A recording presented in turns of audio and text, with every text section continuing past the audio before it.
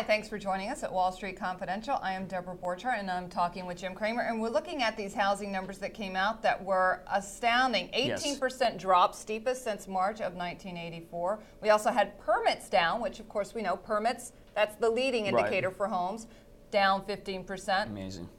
So you see a silver lining. Oh my God, this is just so bullish. One of the things, my central tenet for 2009 that no one still believes in is that housing bottoms mid-year. And I needed to see several things happen. I needed to see mortgage rates go down. I think that the Fed is now going to target dramatically lower mortgage rates. It's one of the reasons why they have to cut, although people don't think that, the bears will just say the cut doesn't matter. But believe me, anytime you can get any margin between what you can borrow from the Fed and what you can loan, and you're going to get huge margins if you're a bank, they're going to get in this market. Second is, as the collateral comes down in value, the banks can be realistic and say, okay, listen, you're buying a house for $250, we think it's worth $200, we'll give you $180, you put up 70, and we'll make a lot of money and you'll do fine. The key to that is to be able to tell how much competition there'll be in housing. Now, when we were building 2 million houses in 2006, there was just a flood of houses.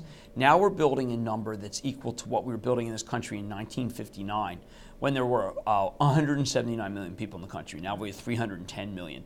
So if you think that that number will not produce ultimately a housing shortage, you're crazy. I also think, by the way, that number is still too high, in the sense that the next month and the next month will be lower, because you're looking not just at the publicly traded ones, which I don't like at all. Lennar, I don't like Horton, I don't like Pulte, I don't like KB, I don't like Toll if you have to. But what you're looking at is the FDIC's policy of no longer funding the contracts that banks had with smaller builders. You take out the smaller builders, the spec builders, then what you're left with are the plan builders, which are the major publicly traded ones. And what has to happen finally is that one of these guys has got to go broke. I was going to say, we can't, they can't all stay in the market. No, they we're must going to lose some of those names. They should merge. But it's going according to plan. You're going to see dramatic declines in the price of housing. Work off the inventory. Right. You're going to see lower interest rates. So then people can afford to buy. And you're going to see a housing shortage at the end of 2009.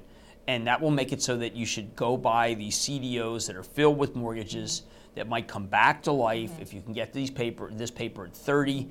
If you were a bond trader, you would do it cash on cash, because you won't be able to get any loan to be able to buy them. And there's something a little reassuring about that, because we're seeing the market return to what it should be.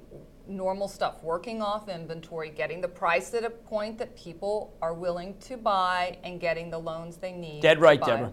Dead right. Thank you, Jim. Thank you. Stay tuned for more at thestreet.com TV.